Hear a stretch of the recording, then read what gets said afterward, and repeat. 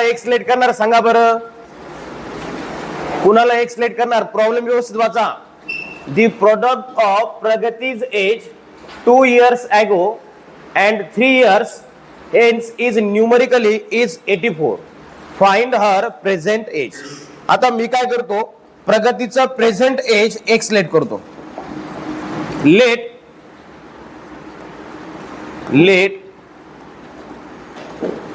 प्रगतीज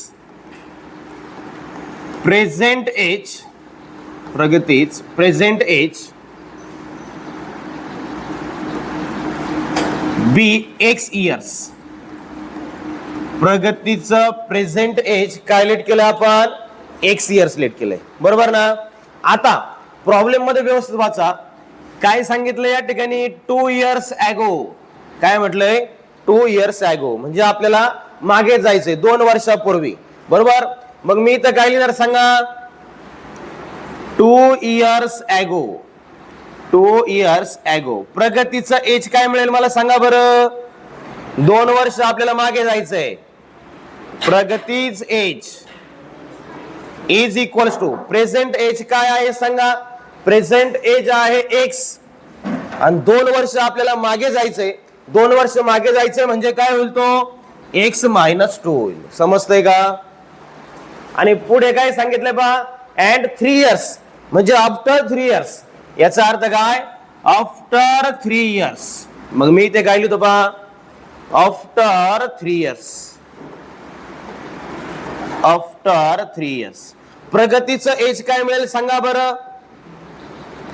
प्रगतीज age is equals to 3 वर्षानंतर present age काय आहे प्रगतीचं? एक्स. आणि 3 वर्षानंतर ते किती होणार आहे? एक्स प्लस 3 होणार आहे. हे तुमच्या लक्षात आलं का? इथपर्यंत कुणाला काही शंका?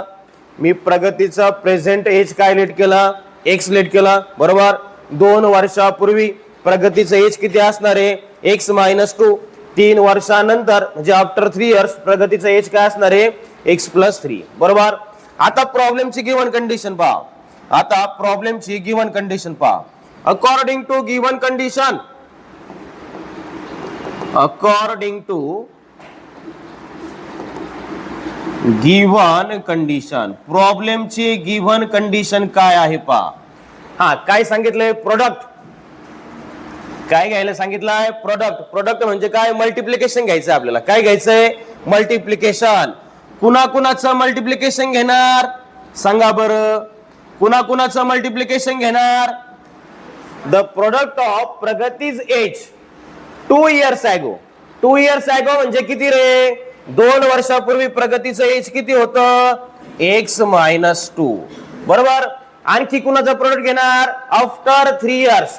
3 वर्षानंतर प्रगतीचं एज किती होतं रे? X plus 3. या दोघांचा प्रोडक्ट घेणार आणि तो प्रोडक्ट न्यूमरिकली किती येतोय रे? 84 येतोय. हे समजलं का सर्वांना? न्यूमरिकली किती येतोय? तो 84 येतोय. लक्षात येतंय का? प्रोडक्ट कुणाकुणाचा घ्यायचा होता? कुणाकुणाचा घ्यायचा होता? 2 years ago किती मिळालं? X minus 2. आणि आफ्टर 3 years किती मिळालं? X plus 3. या दोघांचा प्रोडक्ट घेतल्यानंतर ती न्यूमरिकली व्हॅल्यू किती येते? 84 येते. हे तुम्हाला समजलं का नाही समजलं चव्हाण? समजलंय. आता पुढे काय करतो मी? आता आतमध्ये मल्टिप्लिकेशन करतो. हा जो एक्स आहे त्या एक्स ने ब्रॅकेटच्या आतमध्ये मल्टिप्लाय करून घेतो. लक्ष द्या व्यवस्थित. एक्स ने काय करतोय? हे बघा, एक्स इंटू काय पुढे? X plus 3. हा आता -2. -2 इंटू काय पुढे सांगा? एक्स प्लस 3 आणि इज इक्वल्स टू किती रे? 84. हे सर्वांना समजलं का? पहिल्या ब्रॅकेट मधील पहिला एलिमेंट एक्स, त्याने काय केलं? दुसऱ्या ब्रॅकेटला मल्टिप्लाय केलं. पहिल्या ब्रॅकेट मधील दुसरा एलिमेंट -2, त्याने दुसऱ्या ब्रॅकेटला मल्टिप्लाय केलं. आता पुढे पहा. आता आपल्याला आतमध्ये मल्टिप्लाय करायचं, बरोबर. एक्स इंटू एक्स किती मिळाला मला? एक्स स्क्वेअर मिळाला, बरोबर ना. प्लस पुढे पहा आता, प्लस एक्स इंटू 3 किती मिळाला सांगा? 3x मिळाला. एक्स इंटू 3 किती मिळाला? 3x. आता -2 ने ब्रॅकेटच्या आतमध्ये मल्टिप्लाय करा. -2 इंटू एक्स किती मिळाला? -2x. -2 इंटू 3 किती रे? -6, बरोबर. आणि तिकडचा +84 LHS ला शिफ्ट करा, काय मिळेल मला -84 आणि इज इक्वल्स टू किती रे 0. हे सर्वांच्या लक्षात आलंय का? बरोबर ना. आता पुढे पहा x² as it is, x² as it is. पुढे पहा x² as it is 3x - 2x किती होईल बरं? 3x - 2x किती होईल? +1x. 3x मधून 2x गेला, एकच x राहील.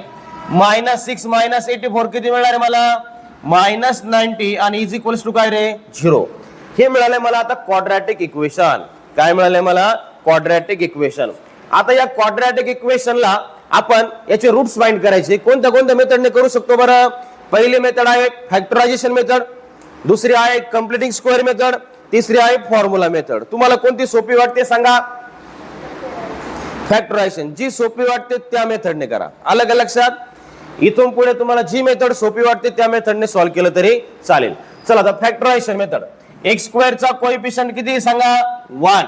लास्ट एलिमेंट किती सांगा? -90. 1 × -90 किती मिळाला मला? -90. या -90 चे असे फॅक्टर फाइंड करा की त्यांची ऍडिशन +1 आली पाहिजे. तर 1 आहे, त्यांची ऍडिशन किती आली पाहिजे? +1. आणि मल्टिप्लिकेशन परत किती आलं पाहिजे? -90 आलं पाहिजे. मग कानडे सांग बरं. 8 आणि 8 9 10 आणि 10. ओके 10 आणि 9. 10 आणि काय 9. मिडल टर्मचं साइन ग्रेटर नंबरला आणि इथं मायनस. बरोबर आहे, व्हेरी गुड. बघा 10 - 9 +1 मिळतोय आणि मल्टिप्लिकेशन करून बघा 10 × -9 -90. बरोबर. चला आता ही व्हॅल्यू आपण या ठिकाणी पुट करू. x² हा पहिला आहे +10x, दुसरा आहे -9x आणि सर्वात शेवटी आहे -90 इज इक्वल्स टू काय रे 0. बरोबर. त्यानंतर पहिल्या दोन टर्म मधून काय कॉमन घेता येईल सांगा? किंवा बघा त्याला मी अगोदर असं लिहितो x² ला x × x प्लस 10x आहे तसाच, हा 9x पण आहे तसाच. 90 ला असं लिहा की त्याच्यामध्ये 9 आला पाहिजे. 10 × काय रे 9 आणि इज इक्वल्स टू काय इथं 0. चला सांगा आता पहिल्या दोन टर्म मधून कॉमन काय घेणार? पहिल्या दोन टर्म मधून इथं x आहे, इथं x आहे, तो x मी कॉमन घेतला. ब्रॅकेट मध्ये काय शिल्लक राहिला रे? x + 10.